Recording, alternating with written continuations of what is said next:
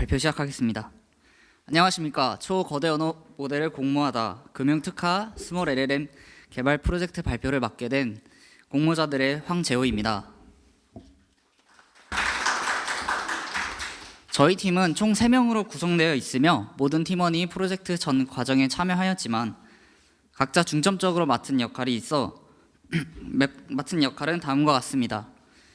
강중심 팀장님의 전체적인 프로젝트 관리와 모델 개발 주도하에 팀원들은 데이터 수집과 전처리 과정을 보다 중점적으로 담당하였습니다. 먼저 프로젝트 배경과 대회 소개를 통해 본 프로젝트의 동기를 말씀드리고 이후 프로젝트 과정과 결과를 차례대로 소개하며 현재까지의 프로젝트 성과를 공유 드린 후 마지막으로 질의응답 시간을 통해 여러분의 질문에 답변 드리도록 하겠습니다. 다들 챗GPT 같은 생성형 AI 서비스를 사용해 보셨을 텐데요. 이러한 챗GPT, 클로드와 같은 AI 서비스들은 몇 가지 한계점을 가지고 있습니다.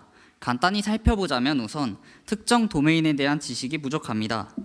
특히 금융 도메인과 같은 시스템에서 서비스가 정상적으로 작동하지 않을 경우 큰 피해를 초래할 수 있는 특정 분야에서는 높은 정확성과 안정성이 요구되지만 범용 LLM은 이러한 요구사항을 충족시키기 어렵습니다. 다음으로는 데이터 프라이버시 문제입니다.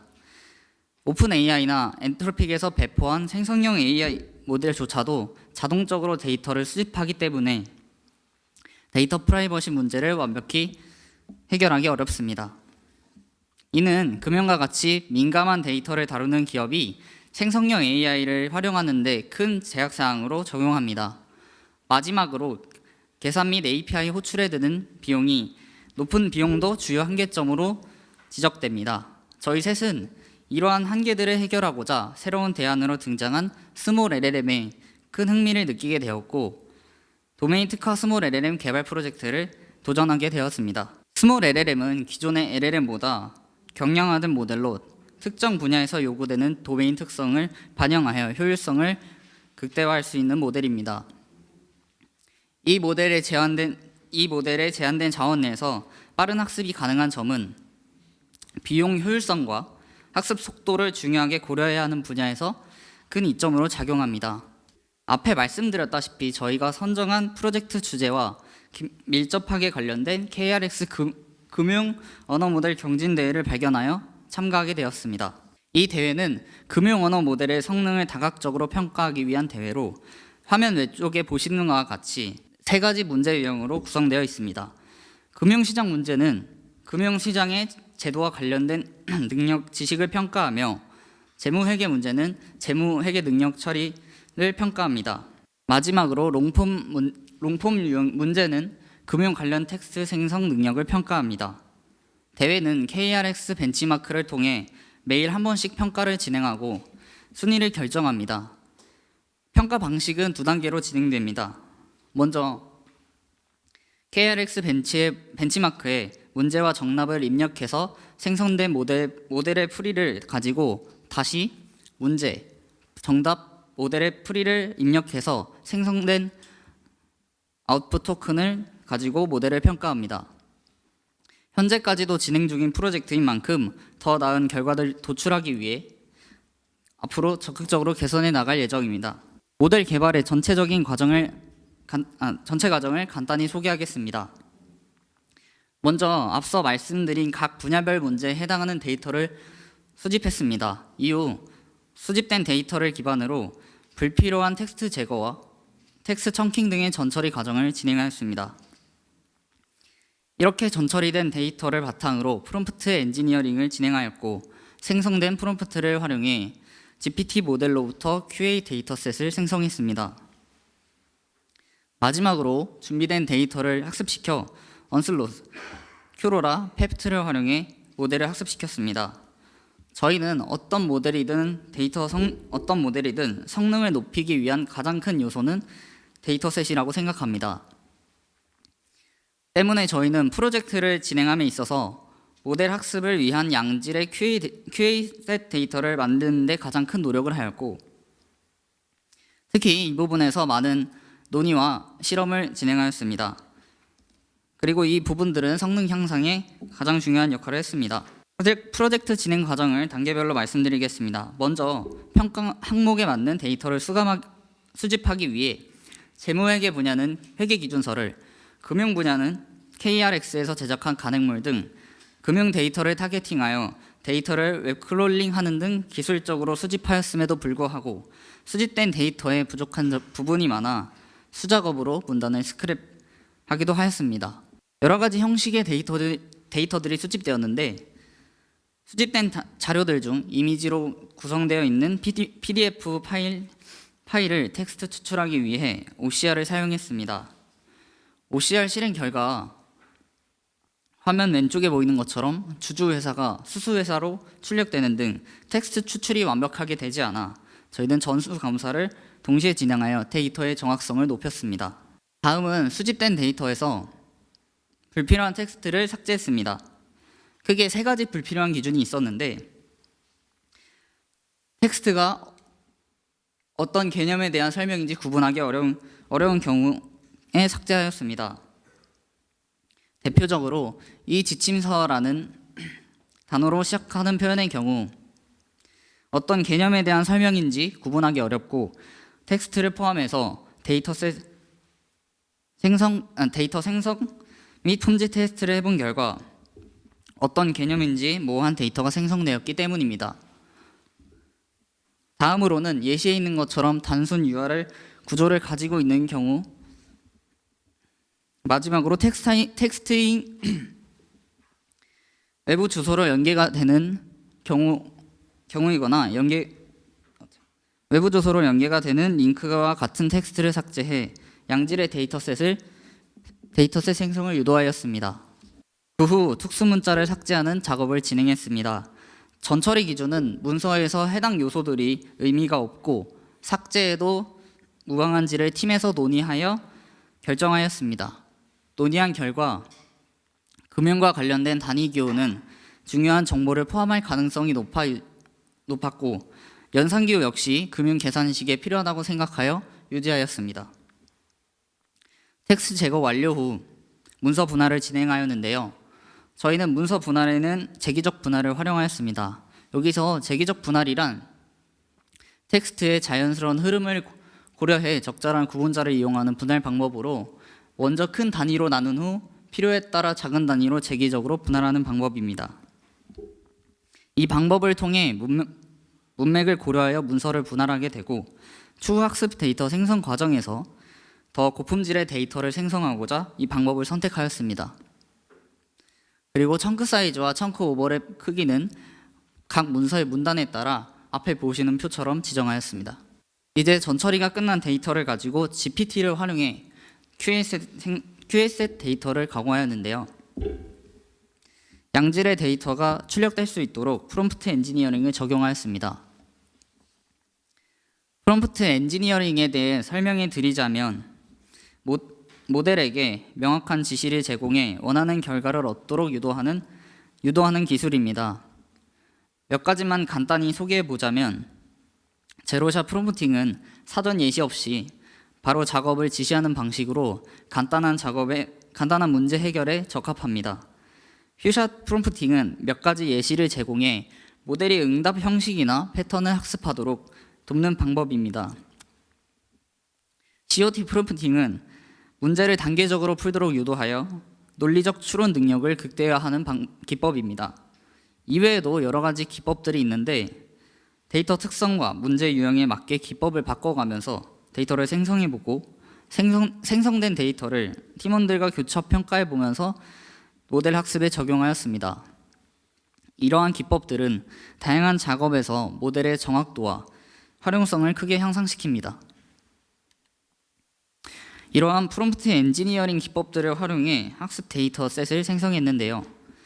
적용 예시를 살펴보자면 보시는 바와 같이 당신은 국제회계기준 분야 문제 출제자다라는 가이드라인을 제공해주고 몇 가지의 적용 규칙들을 지정해 주었습니다. 이러한 방식으로 프롬프트를 바꿔가면서 저희가 원하는 QA셋이 생성이 될 수 있도록 데이터 특성에 맞게 변화시켜가면서 계속해서 진행하였습니다. 예시 결과를 간단히 살펴보자면 좌측이 프롬프트 엔지니어링을 하기 전의 답변인데 자료화면처럼 제공한 데이터를 바탕으로 문제를 만들고 답변도 생성해줬지만 답변이 너무 길고 저희가 원하는 형식에 맞지 않은 데이터가 나왔습니다. 저 경우에 내용을 보시면 간단한 사지선다형 문제로 나온 것을 확인할 수 있었습니다. 이 예시는 그저 이해를 돕기 위해서 보여드린 것이고 이러한 과정들을 통해 여러 가지 데이터를 모델 학습에 전용시켜서 최적의 큐에셋을 찾는 데 집중하고 있습니다. 이런 방식으로 생성된 큐에셋으로 모델을 학습시켜 봤을 때 프롬프트 엔지니어링을 적용하기 전 모델보다 유의한 성능 향상을 이뤄낸 것을 확인할 수 있었습니다. 실제로 프롬프트 엔지니어링을 적용하기 전후에 모델의 성능 차이는 평균적으로 약 5점의 향상을 확인할 수 있었습니다. 이는 프롬프트 엔지니어링의 효과를 보여주는 것이라고 생각합니다. 자, 이제는 큐에셋 데이터까지 생성이 완료되었고 이 데이터를 가지고 모델을 어떻게 학습시켰는지 설명하겠습니다. 우선 베이스 모델을 선정했는데요. 저희가 선정한 베이스 모델은 QN2.5 모델을 사용하기로 결정하였습니다. 앞에 보이시는 표는 알리바바에서 제공한 각 모델들의 벤치마크 결과입니다. QN2.5는 다방면에서 타 모델들에 비해 우수한 성능을 보여주었으며 다양한 작업에 강력한 성능을 발휘합니다. 또한 길이 확장 등 유연성을 갖추고 있어 고성능과 비용 효율성 모두를 고려했을 때 저희의 작업 환경에 매우 적합한 모델이라고 판단하였습니다. 이러한 특성 때문에 저희는 QN2.5를 베이스 모델로 선정하게 되었습니다. 모델 학습에 대해 얘기해 보자면 파인 튜닝에는 여러 가지 방식이 존재하는데요. 크게는 풀 파인 튜닝과 부분 파인 튜닝인 페프트 기법이 존재합니다. 페프트 기법에 대해 설명해 드리자면 페프트 기법은 대형 언어 모델을 훈련할 때 전체 파라미터를 업데이트하지 않고 선택된 일부 파라미터만 미세 조정하여 효율성을 극대화하는 방법입니다. 즉 모델의 파라미터 중 일부만을 조정하여 훈련 비용과 메모리 사용량을 줄이면서도 높은 성능을 유지합니다. 이 기법은 대형 모델을 훈련할 때 발생하는 리소스 소모를 최소화하면서 훨씬 더 빠르고 저렴한 방식으로 튜닝을 가능하게 만듭니다. 저희가 최종적으로 선택한 파인 튜닝 방법은 큐로라 방식이었는데요. 풀 파인 튜닝 방식은 저희 작업 환경의 하드웨어 파워상 제한적이었고 앞서 설명한 페프트를 사용한 걸로 방향을 정했습니다. 페프트 기법에는 큐로라, RLHF, DPO 등 여러 가지 방식이 있는데 큐로라의 핵심은 모델을 양자화하여 파라미터 수를 줄이고 저장 공간과 연산 자원을 절감하면서도 성능을 유지한다는 점입니다. 이러한 특성 때문에 대규모 모델을 빠르게 파인 튜닝할 수 있습니다.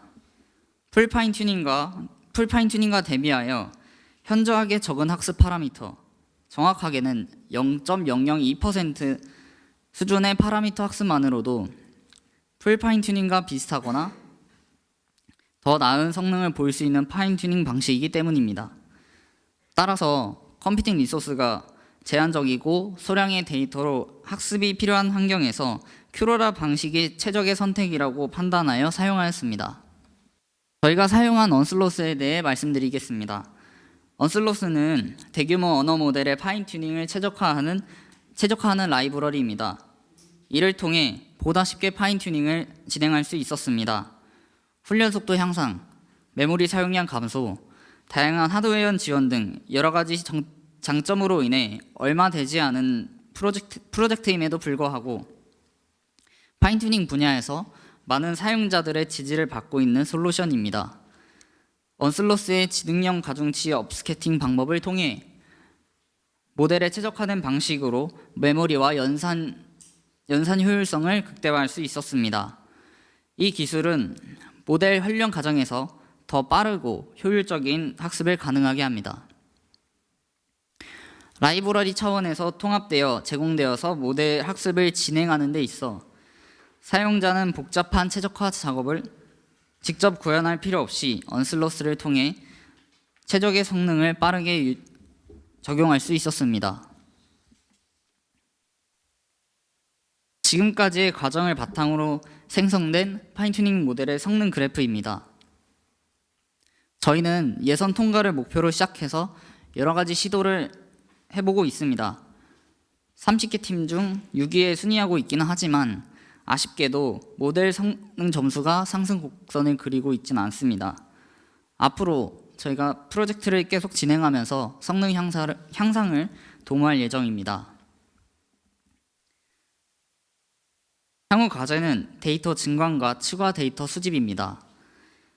현재 모델의 성능을 개선하기 위한 두 가지 방법으로 데이터 증강을 통해 기존 데이터를 변형하여 모델의 다양한 성능을 학습하도록 유도하고 모델의 일반화 능력을 향상시킬 것입니다. 예를 들어 텍스트 변형 기법이나 문맥 기반 데이터 증가를 통하여 데이터셋을 확장할 예정입니다.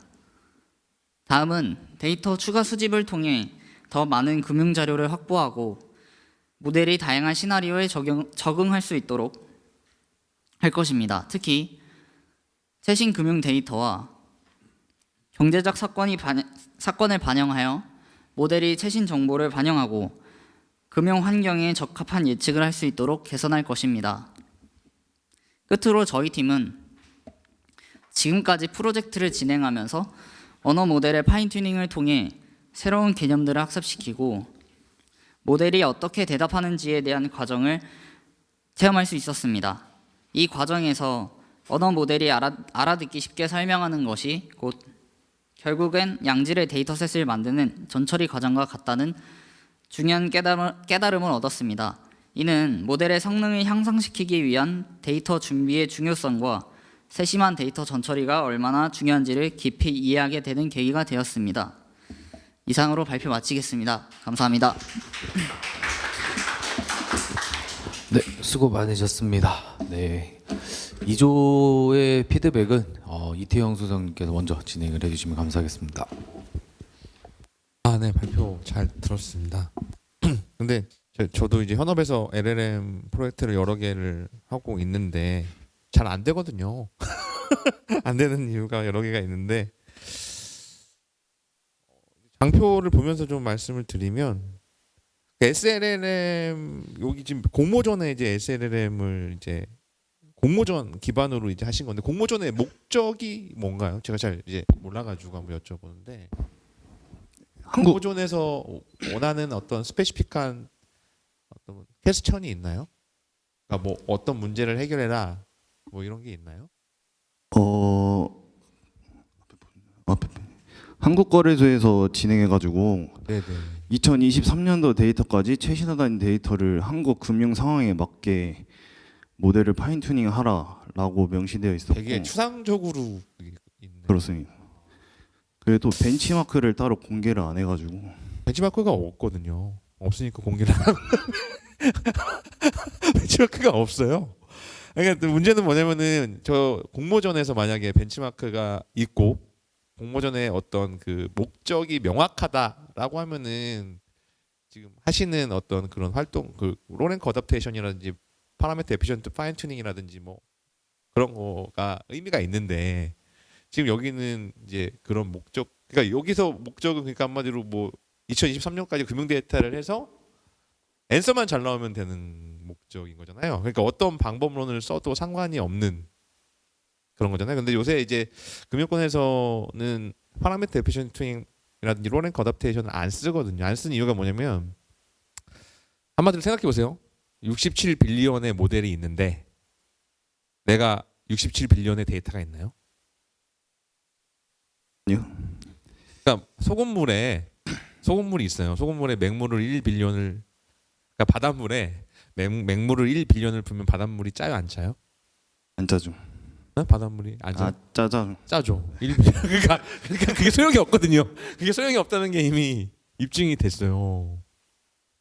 그래서 요새 방향을 어디로 틀고 있냐면 RAG라고 해서 리트리버 오그멘티드 제너레이션이라고 해가지고 모듈러 RAG라든지 뭐 RAG 그리고 지식 베이스를 구축한다든지 아니면은 창고 URL 같은 거 퍼플렉시티 사용해 보시면 아시겠지만 이렇게 질문 던지면 창고 URL 유사 질문을 계속 창고 URL로 던져서 거기에 이제 출처를 가지고 와서 다시 앤서를 제너레이션하는 형태로 가는 형태가 요새 이제 대세로 등극하고 있거든요. 그래서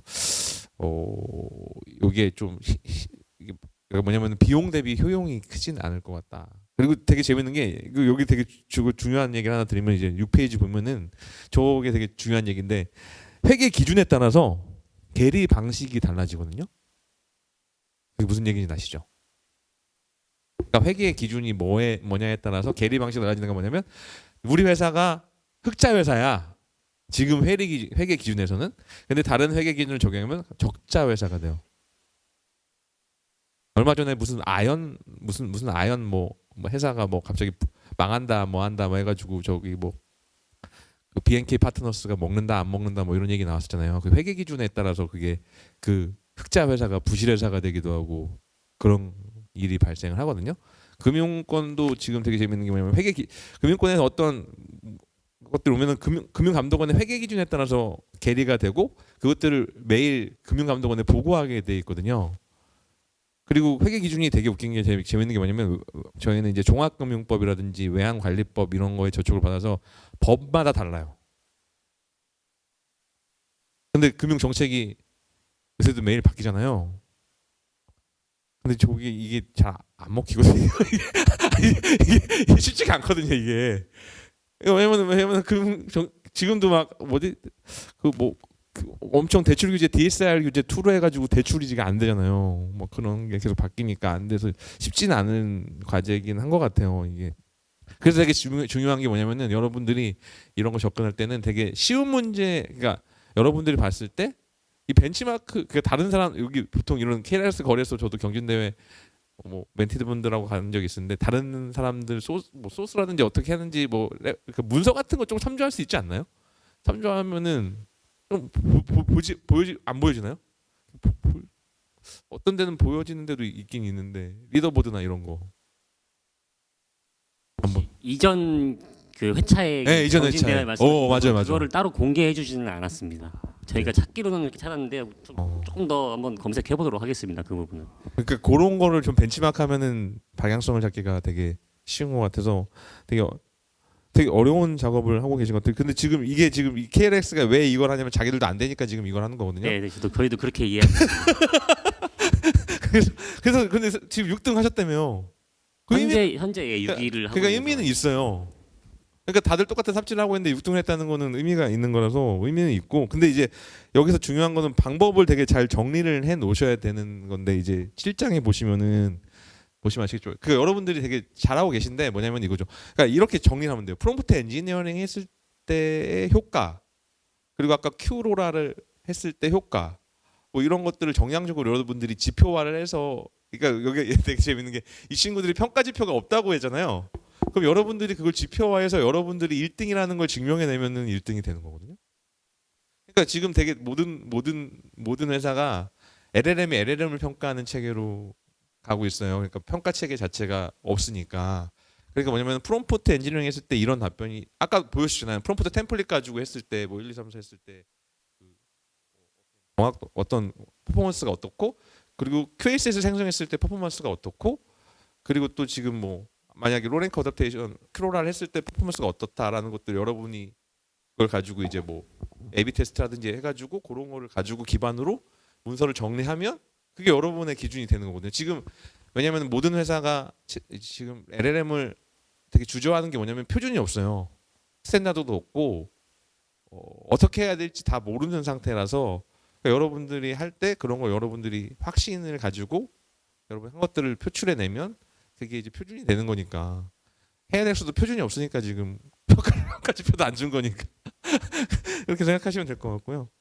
그래서 되게 잘 하고 계시고, 근데 여기서 중요한 건 뭐냐면 저도 이제 해보다 보니까 큐로라를 하거나 뭐 파라미터 에피션시 파인 튜닝 하거나 중요한 게 뭐냐면은 저기에 베이스 모델이 뭐냐, 백본이 뭐냐가 그 선정할 때가 제일 중요한 거거든요. 백본이 뭔가요?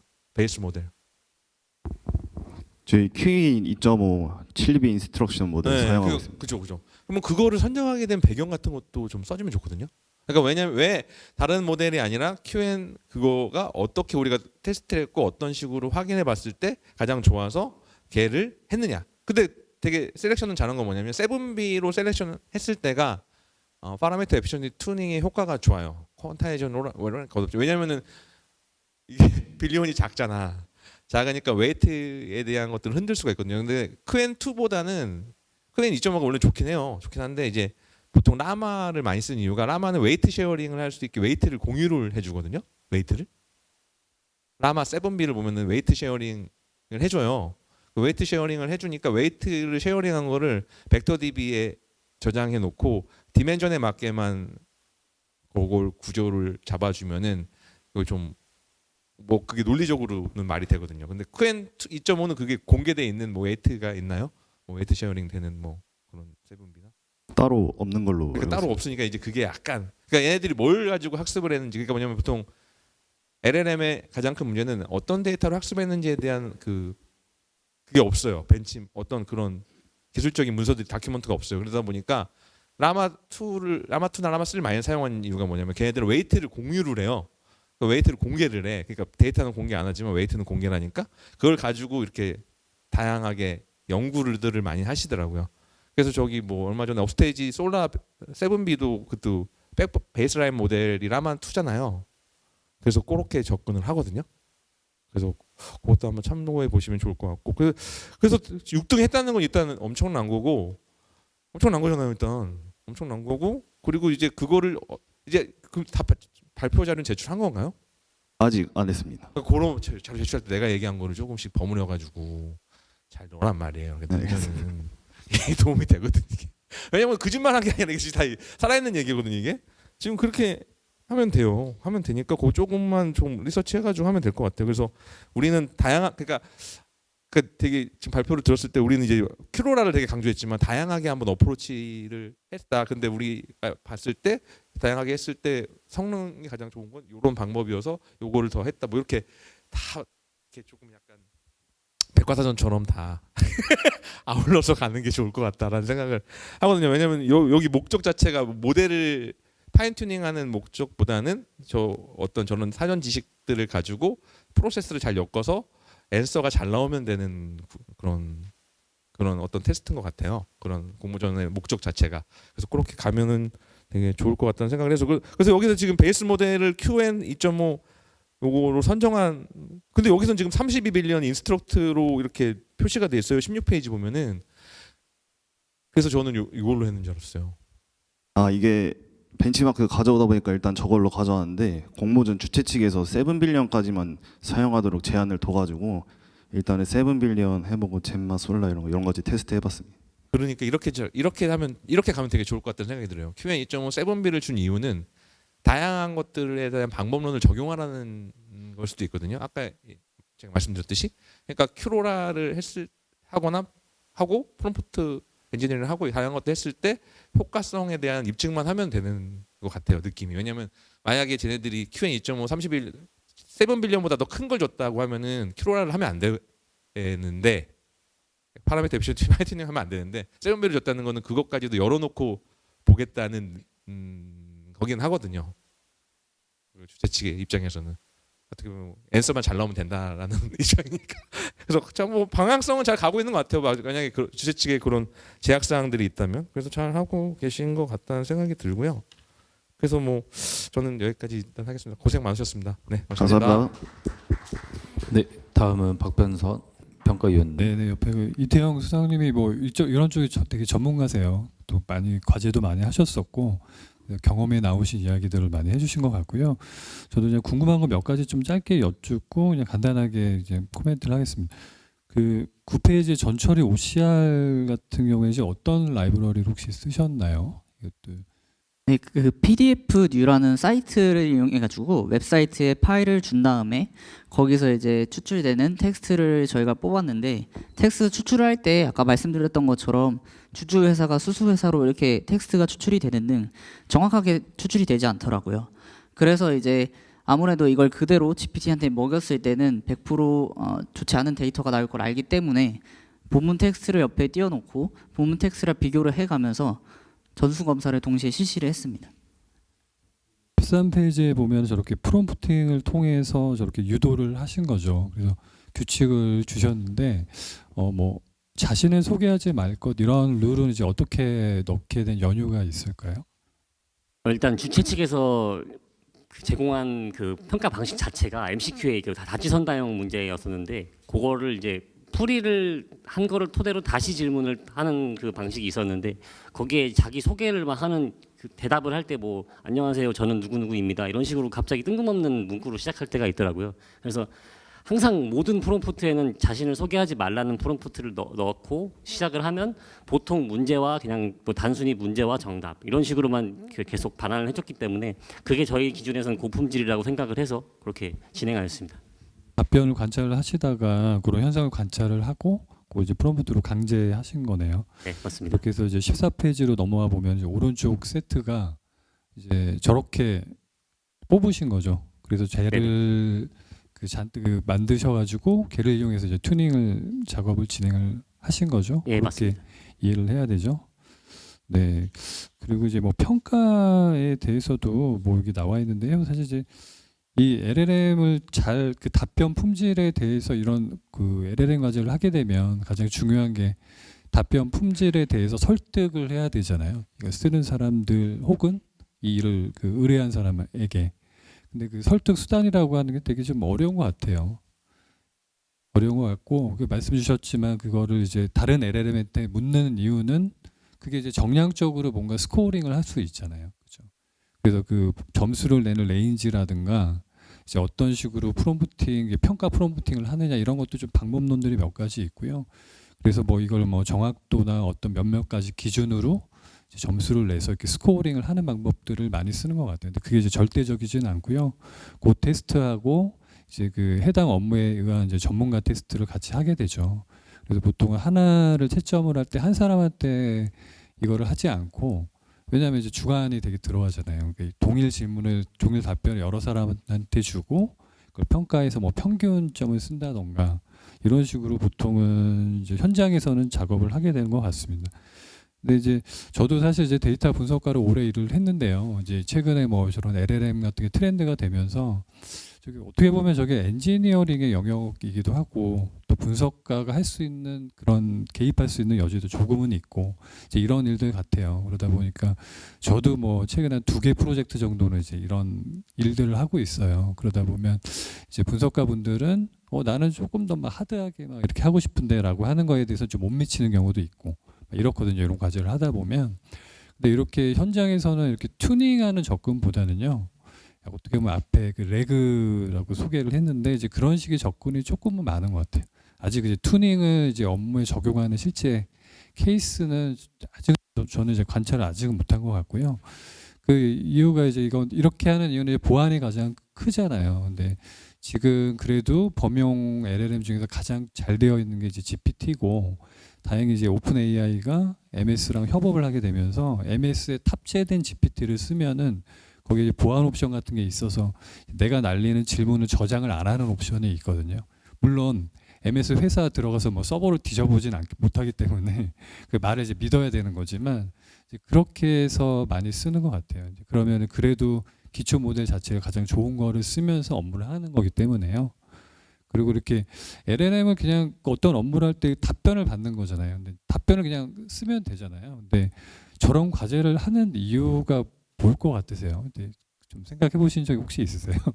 그냥 우리 되게 잘 만들어진 오픈 AI에서 GPT가 딱 나와 있는 거잖아요. 근데 거기 해서 답변을 그냥 쓰면 되는데 또 저렇게 막 과제를 하는 이유가 혹시 한번 생각해 보셨어요? 그런 이유를?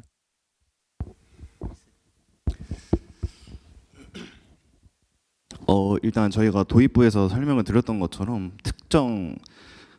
특정 고객을 상대하거나 특정 도메인의 대상을 했을 때 도메인 지식이 부족하다는 문제가 좀 치명적으로 발생할 수도 있기 때문에 그런 문제를 해결한다면은 뭐 금융 플랫폼이나 이런 데서 되게 유용하게 사용할 수 있을 것 같다는 생각이 들거든요. 그래서 이런 시도를 계속 하고 있는 걸로 파악을 했었습니다. 저희.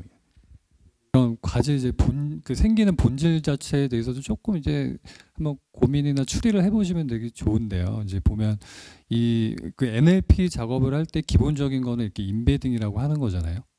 하나 이제 그 텍스트를 작업하기 위해서 하나 수치형 데이터로 만들어 놓는 거고 다차원 공간에서 어떻게 보면 점 하나로 찍혀 있죠. 그래서 거기에 그 점의 의미를 부여하기 위해서 같이 자주 언급되는 맥락들이 주변에 위치하게 만드는 거죠, 알고리즘들이. 그래서 그게 굉장히 다양한 알고리즘들이 있고 가장 이제 진화된 게 트랜스포머 쪽의 알고리즘들이죠. 어텐션이 들어간.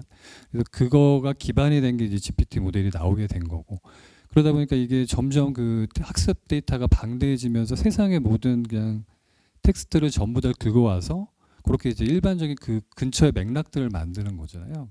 그러다 보니까 내가 질문을 설명을 풀어서 잘 하면 그 근처에 자주 출현하는 맥락들 중에는 내가 질의한 그 질의에 대해서 가장 답변을 잘할 수 있을 만한 재료들이 있을 거다라고 판단을 하는 거고, 그게 마치 마지막에 이제 번역 엔진처럼 그렇게 제너레이션만 하는 거죠. 그걸 이제 잘 요약을 해서 그런 식으로 동작을 하다 보니까 얘가 이제 뾰족하지가 않은 거죠. 그냥 대충 두리뭉실하게 근처에 답은 할 수 있어도 어떤 그 업무가 좀 되게 스페시픽하거나 이럴수록 정확한 답을 내뱉는 거는 사실 되게 어려울 수 있죠. 그걸 뭐 되게 멋있는 말로 할루시네이션이라고 표현하지만 어떻게 보면 좀 에러에 가깝기도 합니다. 그게 실제 쓰는 사용자의 측면에서는. 그래서 이제 그 어떤 그 촘촘한 영역의 전문적인 영역에 LLM을 조금 더 나에 맞게 잘 쓰기 위해서 이렇게 과제들이 생기는 거고요. 그거에 대한 장치로 기초 모델은 가장 학습이 잘 되어 있는 이런 걸 쓸 때, 또 소타 모델이라고 하잖아요. GPT나 이런 모델을 쓸 때 앞에서 좋은 재료들을 잘 던져주는 거를 알고리즘을 굉장히 짜서 그 레그의 형식으로 만드는 거를 많이 그런 식의 이제 과제를 많이 하고요. 그 레그도 요새 굉장히 복잡도가 있어요. 이걸 뭐 한 번 딱 가져오는 게 아니고요. 여러 재료원들에서 뭐 그 플래닝을 세우고 합당한 정보를 가져왔나도 판단하고 중간중간 LLM이 다 개입을 합니다. 그래서 이게 내 질의에 맞게 뭐 얼마 충분한 재료가 있어라는 그 자체도 판단해서 부족하면 다시 가서 플래닝하고 뭐 이런 식으로 해서 이게 에이전트식으로 그런 설계를 해서 많이 과제를 한 거. 지금도 이제 제가 하고 있는 과제는 그렇게 하고 있는 것 같아요. 근데 이제 제 케이스가 이제 전체 케이스는 아니겠지만 이런 식으로 좀 과제들이 이루어지는 것 같고요.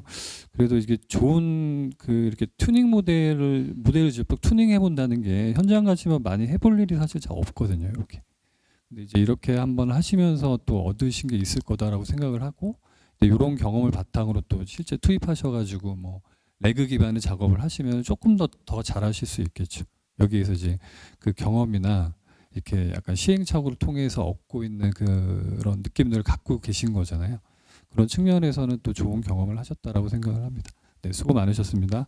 감사합니다. 네, 수고 저희 많으셨습니다. 죄송한데 제가 역으로 질문 드리고 싶은 게 좀 있어가지고 저희가 아직 진행 중인 프로젝트인 만큼 조금 질문 사항이 좀 있어서 좀 몇 개를 준비해봤는데요.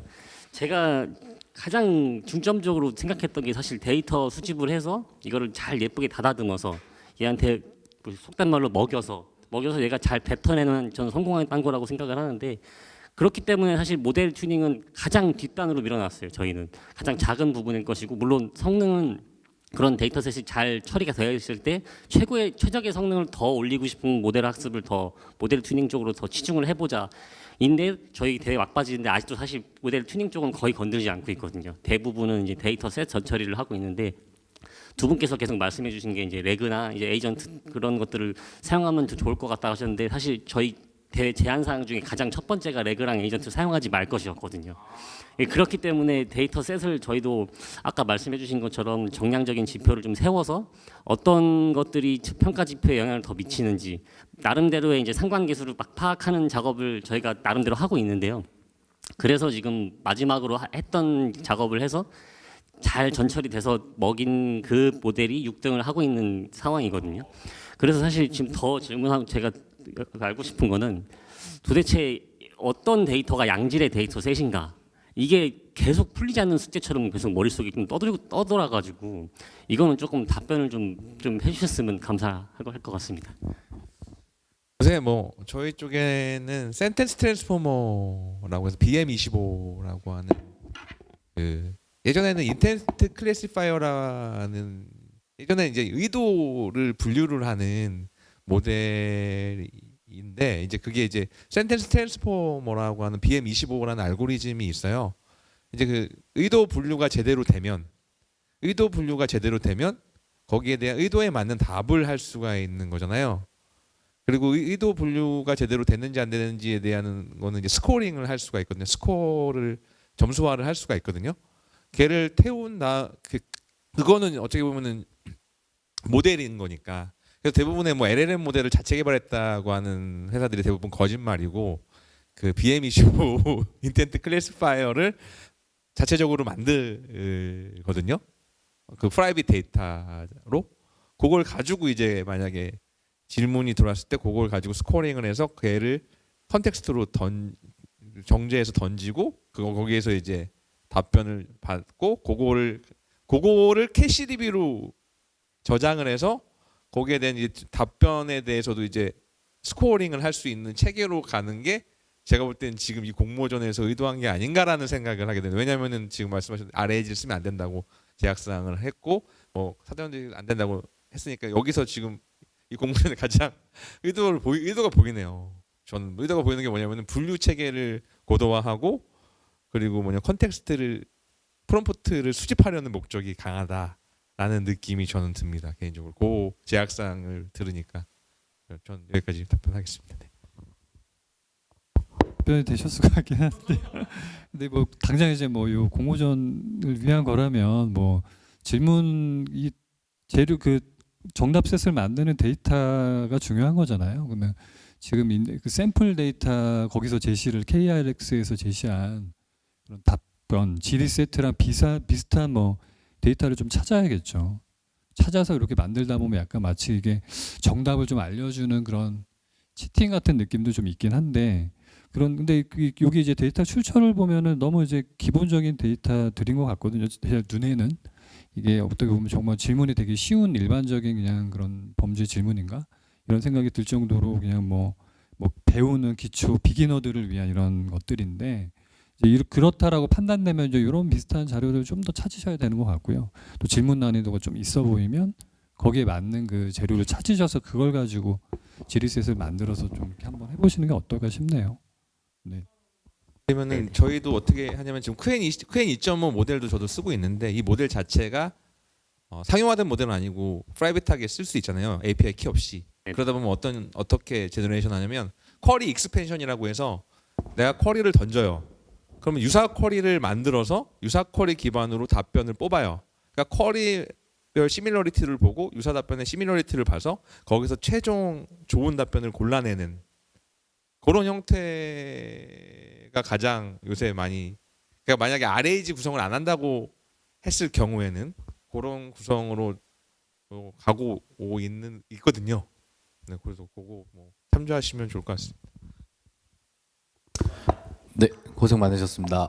네.